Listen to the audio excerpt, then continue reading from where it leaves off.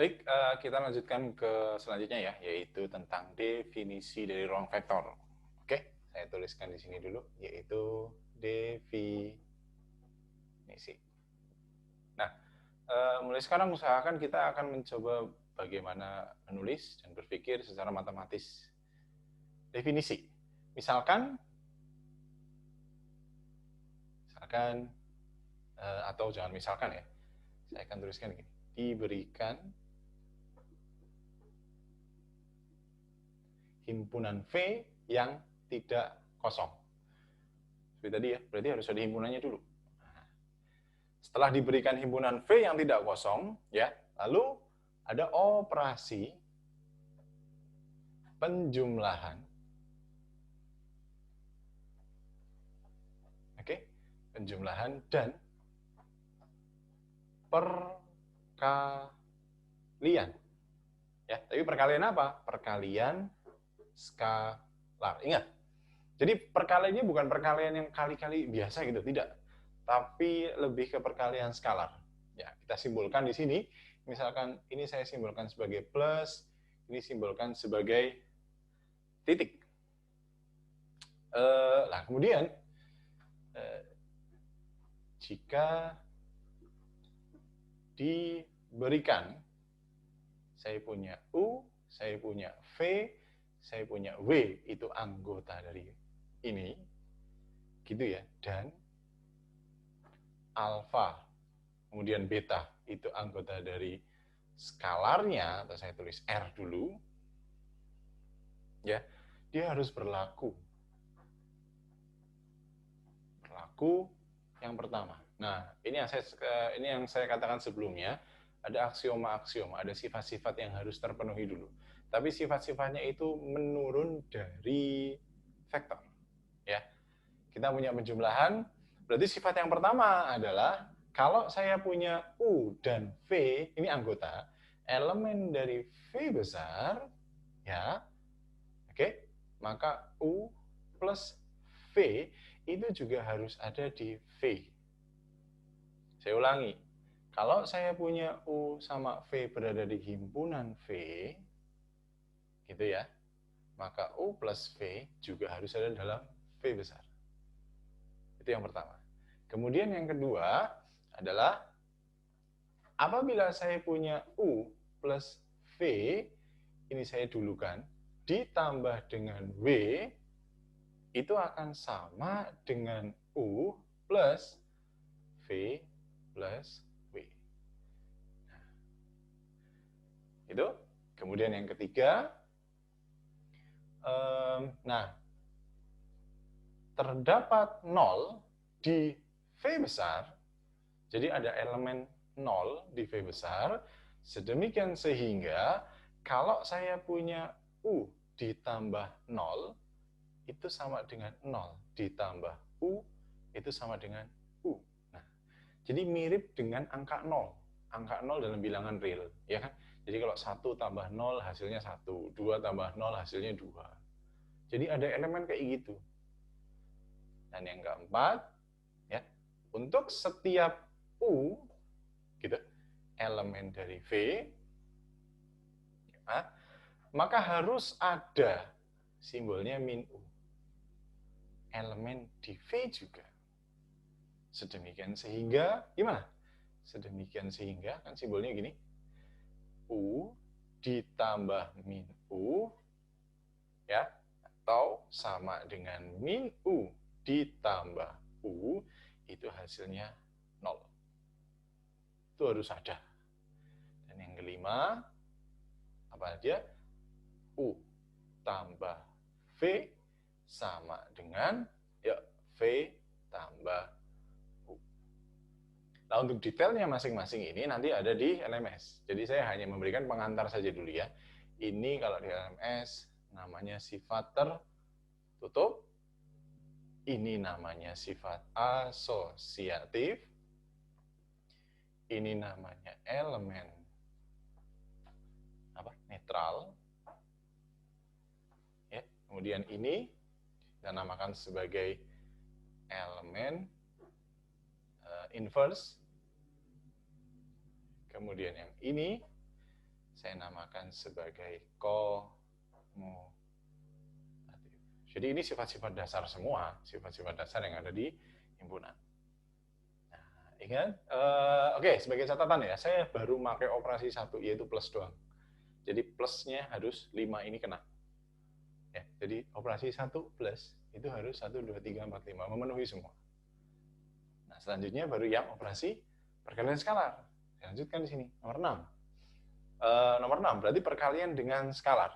Jadi kalau saya punya alfa sudah ya, alfa bilangan real, berarti kalau alfanya itu bilangan real dan U-nya itu himpunan V, ya itu mengakibatkan alfa U itu elemen V juga. Lalu yang ketujuh, jadi hanya mengadopsi apa selanjutnya asosiatif ya. Asosiatif itu gini, alfa, beta, kalikan dengan U. Nah ini kan ini dulu nih yang kerjain. Itu sama nggak dengan alfa, beta, U. Nah ini kan asosiatif juga. Ya, begitu. Kemudian, apa lagi ya satu lagi? Oh, ini nih.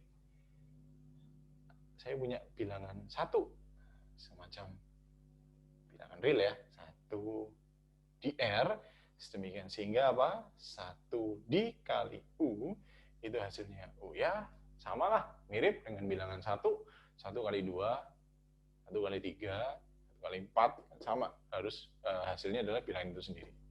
Nah yang ke-9, itu hanya kayak distributif, U. Oke, saya kalikan ini ya, dot plus V, ini distributif ya, jadi alfa U ini ditambah dengan alfa dot V. Gitu. Dan yang terakhir, yang ke-10, ya betul, berarti yang ke-10 itu adalah, oh iya, pakai ini aja deh, alfa plus beta U, nanti jadinya, ya berarti alfa kali U ditambah beta kali U. Ya, khusus untuk ini adalah sifat distributif. Oke, ini elemen netralnya sudah, asosiatifnya sudah, ini tertutup ya, tertutupnya sudah. Oke, jadi kalau saya punya V dengan operasi 2 ini ya, di sini ya saya tulis. Kalau ada V dengan operasi plus dan kalinya itu memenuhi semuanya, jadi memenuhi berapa ya? 1 sampai 10 sifat. Oke, maka V ini dinamakan sebagai ruang vektor. Nah, artinya berarti seseorang pemikiran matematis kalau mau menamain sesuatu dia harus sesuai dengan apa yang sudah ada. Yang sudah ada yaitu vektor. Jadi kalau ada himpunan yang mirip seperti sifat-sifatnya vektor, seperti strukturnya vektor, maka dia dinamakan sebagai ruang vektor. Oke? Jadi pahami ya? Nah, nanti penjelasan detailnya selalu ada di LMS. Jadi kalian hanya tinggal mengupdate saja. Atau nanti saya akan berikan PDF-nya. Mungkin kalau misalkan kalian hanya seperti ini, kalian akan bingung. Saya akan kasih contoh ya. Saya akan kasih contoh. Apa ya yang harus dihapus? Ya, baik, saya kasih hapus dulu semua. Apa contohnya?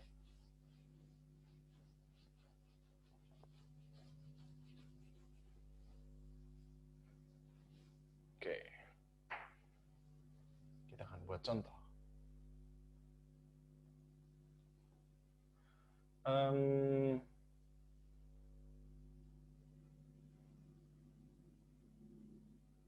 Apa ini? Ya. Saya punya M 2 kali 2, ada plus, ada kali.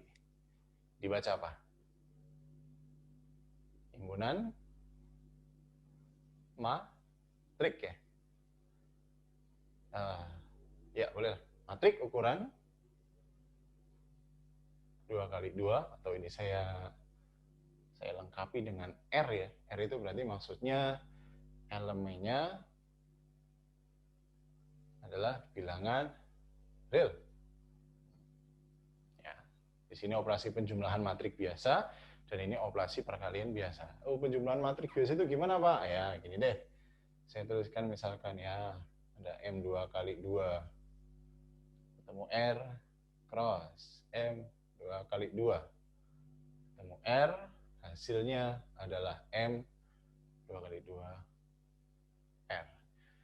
Jadi, kalau kalian punya A1, B1, C1, D1, ditambah dengan A2, B2, C2, D2, hasilnya adalah A1 plus A2, C1 plus C2, B1 plus B2, dan D1 plus D2. Gitu ya. Kemudian, apa lagi? Kalinya. Oke, kali. Saya punya alfa dikalikan dengan M2 kali 2, R hasilnya harus M2 kali 2. Jadi saya punya alfa dikalikan dengan A1, B1, C1, D1. Hasilnya apa? Ya berarti tinggal alfa A1, alfa C1, alfa B1, alfa D1. Nah, jadi seperti ini. Ya. Oke. Saya akan kasih kalian clue lagi ya. Clue-nya adalah kalau operasinya itu membawa ke himpunan yang sama, maka otomatis operasi tersebut pasti tertutup.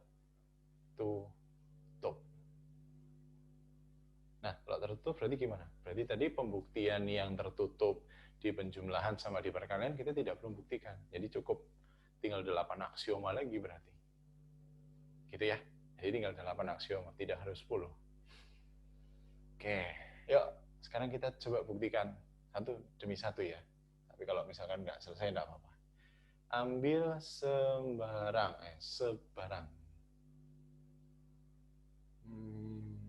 Saya punya apa ini di sini?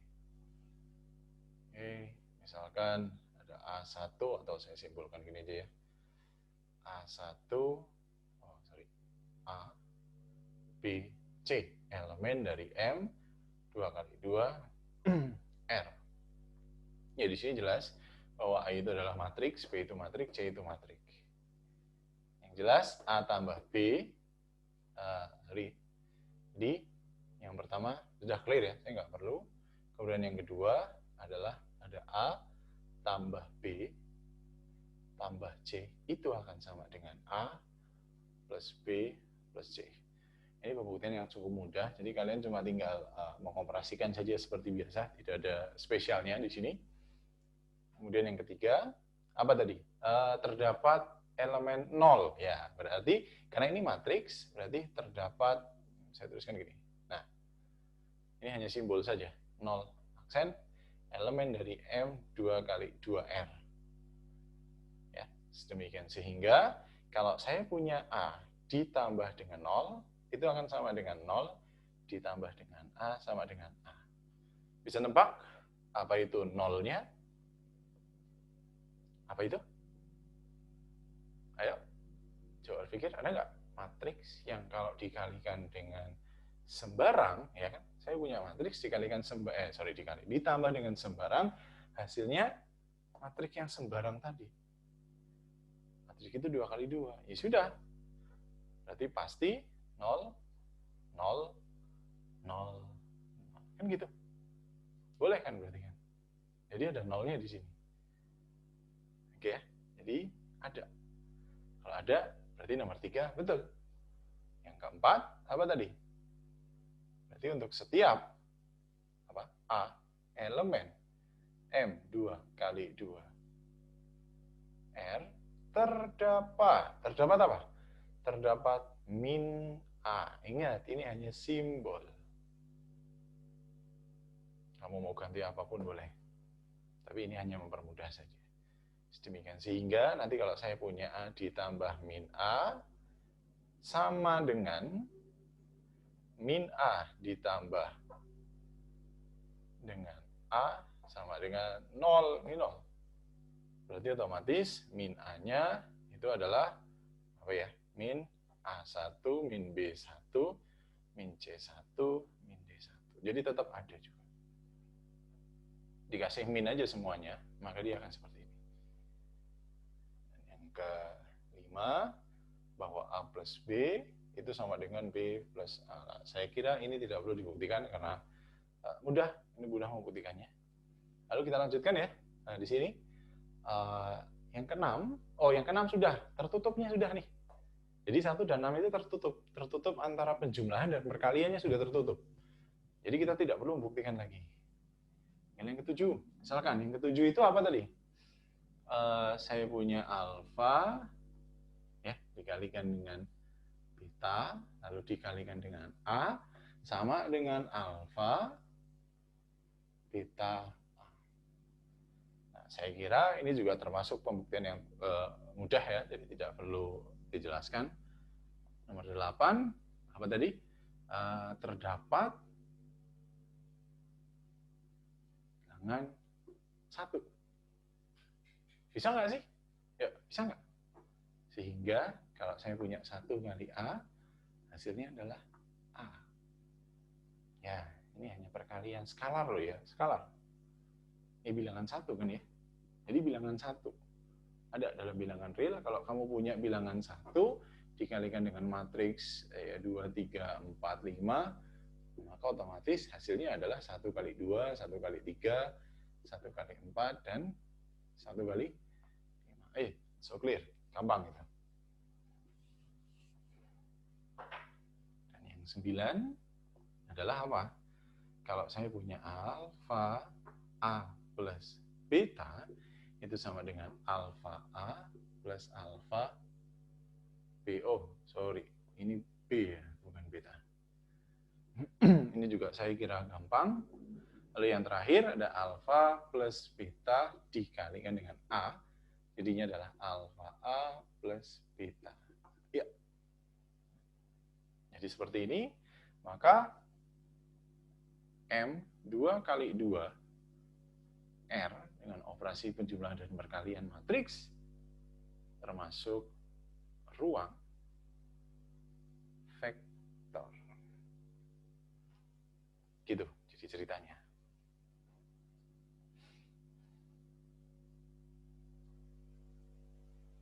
Video ini bisa kalian ulang-ulang ya. Video ini bisa kalian ulang untuk mengetahui nanti bagaimana ruang vektor. Pertanyaan selanjutnya adalah, apakah bisa tidak membuat contoh yang bukan ruang vektor? Kita coba membuat sebuah kasus yang bukan ruang vektor.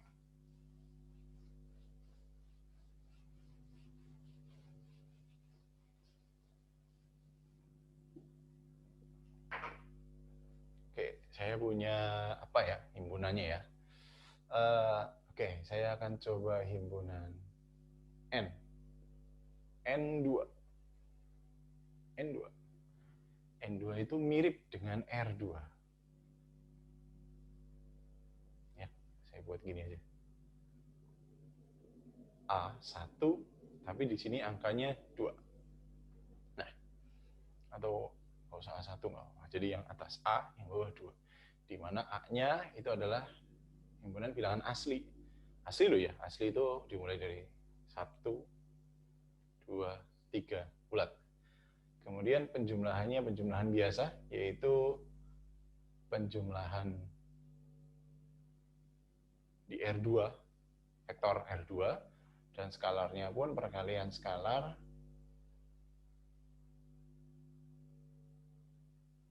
di R2. Nah, sekarang saya akan buktikan bahwa N2 dengan operasi plus dan perkalian skalarnya ini bukan ruang vektor. Bagaimana caranya? Ya, aksioma pertama apa? Aksioma pertama adalah kalau saya punya A dan B elemen dari N2, maka A plus B juga harus ada di N2. Itu kan gitu syarat pertama. Ya kita coba aja. Misalkan saya punya A, yaitu A sama 2. Berarti